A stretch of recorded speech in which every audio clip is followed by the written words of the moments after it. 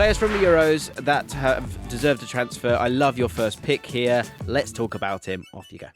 Fabian Ruiz. I think he's had a sensational tournament, and it's a little bit of a surprise because 2 years in at PSG, I don't think that move has gone perfectly. He had 4 great years at Napoli before that. He was also a bit of a wonder kid when he was at Real Betis.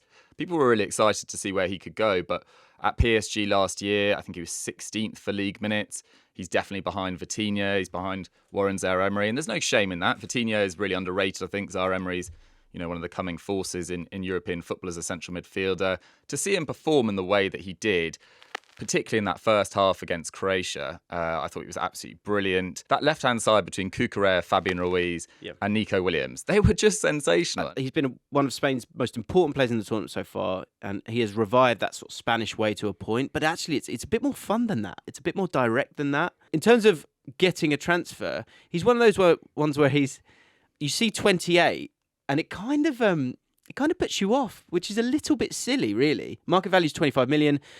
Contract expires in 2027, so he's got a bit of time on that. So probably would cost maybe not a premium, but at least that 25. Is there any way you think he would fit in well? I actually think he's a player that a club the calibre of Spurs should be aiming at. With the future of Pierre-Emile Højbjerg a little uncertain, Lo Celso could leave. I'm not sure whether Oliver Skipp's really an Ange Postecoglou player. There's potential for them to sign a midfielder this summer. And I think most Spurs fans that I've spoken to want it to be a little bit more defensively minded, to push Yves Bissouma, who really fell off towards the end of the season. And he was getting pretty unpopular there. But Fabian Ruiz can do a lot of the controlling of the game as well, but also has that, as you say, that sort of physicality to break lines really effectively as well. Where would you play him first for Spurs? Would you sit him at the base, or would you play him as a sort of an 8 who can kind of be a bit both? I'd probably go maybe on the left-hand side, Fabian Ruiz, Maddison on the right, and then Bissouma holding with Bentancur off the bench. And I think that does elevate Spurs' level.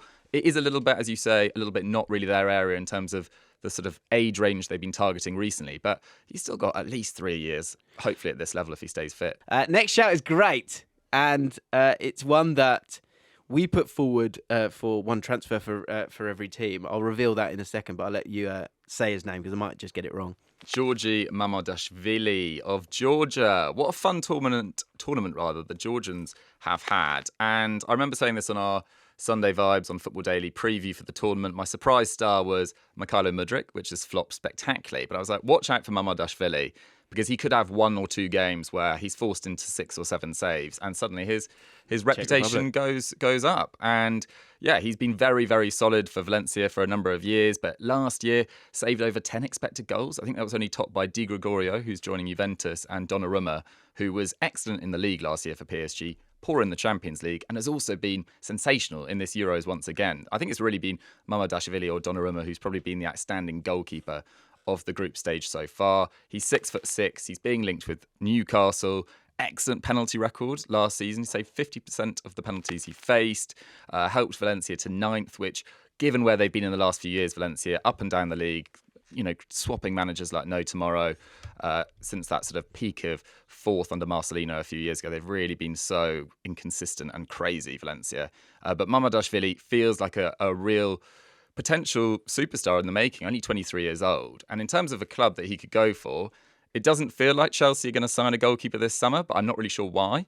I don't think that's who we put him forward for. Yeah, I think it makes a lot of sense. I don't think Petrovic is a Champions League level goalkeeper. I think he played okay last year. And Robert Sanchez, who's apparently favoured by Maresca and his staff, I just don't think is that level either. It's nothing personal to them. I just think Mamardashvili has the potential to be a better goalkeeper than both of those. And the other club that kind of makes a little bit sense for him as well, which is tied into Chelsea, is Chelsea have kind of loosely been linked with Jan Oblak from Atletico Madrid. If Atletico Madrid lose Oblak, I think they are probably going to sign a very, very top-level La Liga goalkeeper. Mamardashvili is perfect for them as well. Adrien Rabiot, 29, contract till June 30th.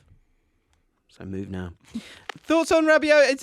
Is he given a bad rap because of the sort of the mum factor? Does that make sense? I think it's definitely a factor. I think he's matured quite a lot. I don't know whether she's playing less of a role in his life now that he is approaching 30. You'd hope so. Deschamps always likes him. Deschamps does. I think Rabiot is a really complete all-round player, and I think if it wasn't for the sort of baggage that comes with him, I think he would have already moved on from Juventus, particularly after the year before last where he scored 11 goals. He was absolutely brilliant.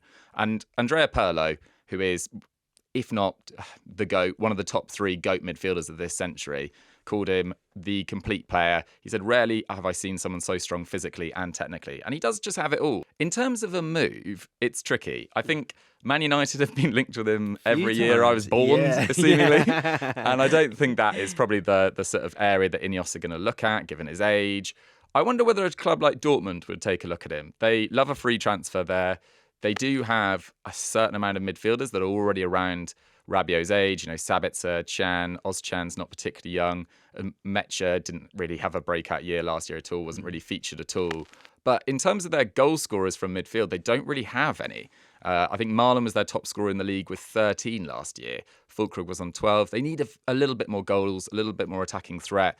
Can you really trust that he's going to behave himself? But I mean, I don't know. Somebody does behave himself. Is your next pick. Right, stop what you're doing because you need to get yourself a Surfshark VPN, the sponsors of today's video. Massive thank you to them, and you'll be thanking them because, look, it's the summer. You're going to be out and about, and you may even be following England, and you want to know what's going on back home.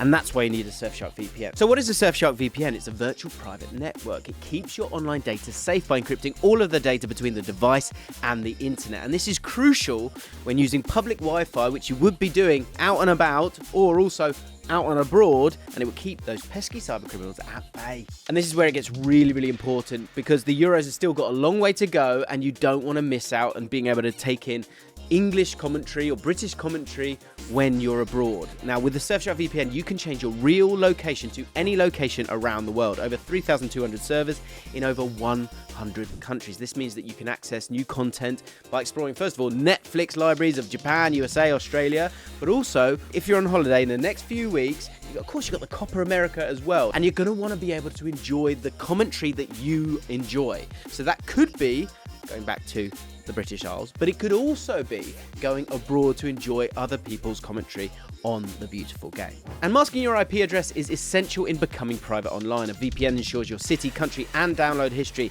isn't linked to your identity. And Surfshark's Clean Web feature blocks ads, phishing attempts, tracking, and malware, allowing you to surf the web safely. And the final thing that sets Surfshark apart and provides even more value is that you can use your Surfshark VPN on unlimited devices. So if you currently don't have a VPN, it just makes sense to have one to watch what you want wherever you want safely. So take a look at the link in the description or utilize the QR code to get yourself 4 months for free utilizing Allcott's promo code by using the word Allcott, ALLCOTT. Surfshark offers a 30-day money-back guarantee, so there is absolutely no risk. So why not give it a go, especially during the Euros? So this is another one where we've been chatting about him for a while. We like him, and I'm pleased you picked him. Go for it. Yeah, Niklas Siewald of Austria and RB Leipzig. It was a slight surprise to see him perform as well in the first game against France as he did, just because he was very much third choice at Leipzig last year in their midfield. They, behind Xaver Schlager, who then got injured, who would probably have started instead of Siewald at this Euro. So that feels like a small ripple effect going on there as well. You watch them and there's so much energy. They look incredibly fit. They look unified. And Siewald behind has been amazing. I think he's joint top for tackles after the first 2 rounds of fixtures. I think he completed 8 in the France game alone. And everyone was raving about N'Golo Kante's performance. And he completed 3. Yeah. So it was just an amazing performance. And you might say, oh, Austria were under so much pressure. They had more possession than France as well. So he was just cleaning everything up. He's got a great passing range as well. Only 5'10", so that's a small concern to play that position, potentially for a Premier League move at least. But I think he's been brilliant. In terms of a potential move, Milan. I like it for Milan. I think they are short in midfield. Getting a player in there that can play that holding role really effectively could be good. So Siewald to Milan. What about a Brighton? I know they're very possession-based, but they're sort of missing. I was thinking Brighton and Wolves was popping up in my head there. In terms of having that guy, but also trying to be an attacking side. What sort of level do you think he'd get to if he was in the Premier League side? I think he could aim for probably right now a Europa League level club in the Premier League at the moment. Brighton's an interesting one, isn't it? Because it looks like Pascal Gross is going to go to Dortmund, which I think is a huge loss for Brighton. Yeah, enormous in terms of the shot-creating actions. Everything. I think he was their top assist provider as well. He's everything. And I'd be really concerned about that. So they might have a bit of money and a bit of a position to fill. So Brighton's not a bad suggestion. Calvin Phillips looks like he's going to leave Man City, but who wants to be back up to Rodri? Like, that just is a thankless task. Yeah. But they do probably need to look at a more defensive-minded midfielder, I would say, Man City. Last one. So someone who is very high on Euro. I haven't played Euro Fantasy this year, but I know that everyone had this guy in their team because he was cheap and he was playing for Germany, and he's impressed in a team of stars. He's sort of pinched that left back spot, and he's been great, isn't he? Yeah, Max Mittelstadt. I think a lot of people would look at Germany's lineup and know every single player except for Max Mittelstadt if you weren't like a big watcher of European football. And he's had an amazing rise. You know, this was a player who joined Stuttgart from Hertha Berlin last year for €500,000. Since joining Stuttgart, he's been sensational. He was very much a bench option until about mid-November, but then since then, absolutely crucial to their rise to second in the Bundesliga above Bayern Munich. An amazing season. 2 goals, 4 assists from left back. Ranks incredibly highly for every facet of the game. His defensive numbers are excellent. He's got good delivery from wide. Nagelsmann has called him statistically the best left back in the Bundesliga and top 4 left back in the world. In terms of a spotlight, this is exactly it, isn't it? Like, are we really is he gonna get that same kind of spotlight if he's not playing in this team with these players? And also, these players will end up making him probably look a little bit better than he possibly is. I always notice this, obviously, at a lower level. When you've got an amazing centre midfielder who's just give me the ball, it makes those fullbacks just sort of breathe and relax because they know they've got an option. And he's got Wirtz, Musiala, possibly Gundogan, and Toni Kroos on that left side as well. In terms of a move, Juve have just lost. Alexandro's finally retired about 6 years too late. That's a bit harsh, but he has been quite poor for the last few years. Has that been in you for a while? Yeah, so I was waiting to come out. But last year, Juve played a 3-5-2 under Allegri. You know, Thiago Motta will probably move to a flat 4 rather. And they don't really have a natural left back now because Kostic was playing at wing back. Illing Jr., who's going to Villa, was playing at wing back a bit for them. So in a flat back 4, I think he could be a great signing for Juve. But having said that, you know, he's playing Champions League football next year with the club that just took a chance on him and showed him a lot of loyalty in a time in his career where he'd just been relegated with Hertha Berlin, needed someone to believe in him. Dortmund need a left back. We're not quite sure about the situation with Alphonso Davies going forward. There could be Bundesliga moves for this guy. So Juve, if they wanted him, would have to act quite fast. Okay, I've got some quick fire. I'm going to go through my 5 here. I want to get your take on it, Doogie. Speaking of good-looking people, we've got a few here, guys. So just get ready to close your eyes and imagine them. Starting with Morten Hjulmand. Good God, he's good-looking, if you like your blondes. Turns 25 today. At the time of recording. Contract till 2028 at Sporting. Market value 34 million. Of course, scored against England for Denmark. And he does love... What I noticed as well, I was like, did we not know about this? When I've watched more of him, watching clips of him, loves a shot from outside the box. Loves a shot in that corner. Do your work, guys. For God's sake. If I can spot it, you need to. Will Morten Hjulmand need to laser off his tattoo? That's the big question here. The man with an Arsenal tattoo. It was rumoured earlier in the year that Hjulmand would end up going wherever Amorim ended up. But Amorim looks set to stay at Sporting. Will Hjulmand stay or do Sporting cash in on him? Portuguese clubs have shown that when the price is right, they will sell. And with the Euros adding to his market value, it feels like this summer could be the perfect time to sell. As I say, 4 years left on his contract, so it would be big money. I would like people to let me know on Twitter, if you're a Tottenham fan, do you want the decent player, but he's got an Arsenal tattoo on his arm? If he's willing to laser it off, is that enough? Is all forgiven? Lots of questions here. Huge question. I mean, you could see, I think that's probably going to be the thing this summer is like everyone kind of gets pushed towards Spurs a little bit. It'll be interesting to see kind of where he does end up. Maybe is there a Liverpool move there as well for a team that wants to kind of dominate the ball? Does like that long pass over the top. So maybe, I mean, is he totally good enough on the ball? Probably is. But they've got a lot of midfielders by this point, Liverpool. I think the next guy's got to be the guy. 25 obviously is at that, prime age to sort of really kick on. So it'll be interesting to see what happens to him. Another good-looking guy. Good God, he's good-looking, this one. Riccardo Calafiore. Oh, yeah. Woof. He is. I was thinking, what is the equivalent for sort of, I mean, it doesn't matter if it does matter. Heterosexual men to sort of their sort of boy band pin-up. Like, what's the equivalent? I think it's people like Riccardo Calafiore who you're a bit just like confused because he's just beautiful. He's got like the hair and the headband and is Sounds like you just spent last night driving with swooning. the ball. I was, and then the assist. Oh my Assist is word! Positivity as well. I think I really like that about him. So, how much has that headband and looking like a centre back from 2003, a good looking one, elevated his stock? Genuine question. Market value 25 million. Does the fact that he looks like when he's spoken Italian there, looks a bit like a nostalgic Italian centre half, make him more valuable or at least talked about more? I think it does. Regardless, he is quality. And even with Champions League football, Bologna will struggle to keep him, especially without Thiago Motta at the club, who's now at Juventus. The rumours were that Calafiori would go to Juve with Motta. However, with a good Euros under his belt, there may be other suitors that can outbid Juventus, most specifically Premier League clubs. I mean, obviously playing in a back three there, I mean, you go look at his heat map, so progressive in what he's doing, can play as a left back as well. And that's obviously really ingrained in him from being at Bologna.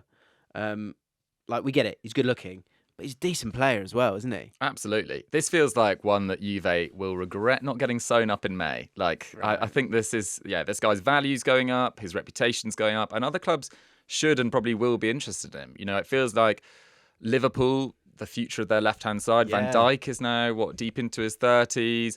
Andy Robertson's had a little dip at club level, I think, over the last couple of years. Is Tsimikas their long-term left-back? If they're doing this inverted role with Trent, do they want a more naturally defensive left-back? Could Calafiori be the guy there? I think, Liverpool, have a look. Next up, Georgia's Mikotadze. 23 years old. Really, really interesting one, this, because he has a contract with Ajax until 2028. However, Mets have an option to buy him this summer after the loan that he's just had. So first of all, as a player, what I like about him is I think he's big enough. He feels like a stretched out Hazard a little bit in terms of kind of look and sort of gait. But what I've really enjoyed about him is the ability to sort of peel wide and dribble, or run into the channels and dribble, come and get the ball to feet as well. I've been really impressed with him. And again, I think Georgia have been just good fun. He's complete. Is he complete enough to play at a higher level, or is this one that's going to bite people? I don't know, but I think there's an opportunity there for Mets to kind of sort of see what they can get, especially Liga and teams are quite savvy and willing to make those sales. How do you feel about him as a player? How good do you think he is? Yeah, I'm excited by him. I think he probably went under a lot of people's radar going into this tournament, but definitely deserves to be talked about in this discussion for sure. For a club in the Premier League that might take a chance on him, I feel like Bournemouth make quite interesting acquisitions in forward areas in particular. Maybe Bournemouth would be a sort of club that is the right sort of level for him. And Andoni Iraola's system, I think, does offer a lot of opportunities for those wide players to get balls in dangerous positions with not that much in front of them. I think that is the level, isn't it? I think it's that sort of mid-table Premier League. Everton and Forest could be options. Maybe Dyche is going to, mix up. Who knows? Dan Ndoye. So he's got a 1-year extension that can be triggered after 2027. Market value 12 million, sorry. And here's a riff for you. This is great. So Antonio Rudiger's weird running style could be the reason Dan Ndoye gets a big move this summer. Dan Ndoye has been doing pretty well in the Euros for Switzerland before the Germany game, but despite getting into good positions, he wasn't finishing those chances. But as we now know, he scored with a lovely finish against Germany. However, this goal might never have happened if Rudiger ran like a human being, which is what guys just written, normal human beings written. Rudiger's lean back, high knees approach is what kept Switzerland onside in the build-up. I'm looking at a picture right now, and it doesn't look like he's running. So it is. I think I get it. I'm with it, Kai. I'm having it. And it led to Ndoye's goal. Without this, Ndoye goes unnoticed and maybe doesn't get the move. He's all right, Dan Ndoye. I think we're stretching a little bit here, but I think for a bit of fun there, I thought it was worth chucking him in there. And did well in that first game as well. And last one, little random one for you here. Kind of random, because I absolutely loved him against Turkey. Another Georgia player, because we're not going to talk about Georgia players probably after this, let's be honest, so let's get it done. Georgi Kocharashvili. Say it once, we're going to do Georgie K from now on. He was everywhere in that game against Turkey. And when you then look to see, I wanted to see more clips from his club. And he's at Levante. And there's no clips on him. Really? On YouTube, there's no clips on him. And we've used our maximum on my scout at the moment, so I can't go into detail on him. But from that game, I was just like, wow, like, who is this guy? And the fact that there isn't much on him, I thought that was interesting. Market value is 700k, contract till 2027. Random players from the Spanish second division, embarrassing Champions League defenders is exactly what international tournaments are all about. And this is the case with Georgie K. If you haven't seen it, look up the assist for Georgia's goal against Turkey. It's wonderful. In that game, he offered so much more than the assist. He actually was really unlucky on a few occasions. There was a chance right near the end where he sort of made this lung-busting run and got there, and then one of his own players kind of got in the way as he was about to finish it off. He got forward, he got back. Again, you have a look at his heat map. He's picking up the ball. I think he had like 4 successful dribbles, playing in centre midfield, but also, I think 91% pass success. It's a great game. So he's getting a bit everywhere. They were playing 5 midfield, so he had that kind of freedom to do a bit of both. But there's obviously a player there, and hasn't got too much game time for Levante. So I would not be surprised if someone had a little sniff around Georgie K.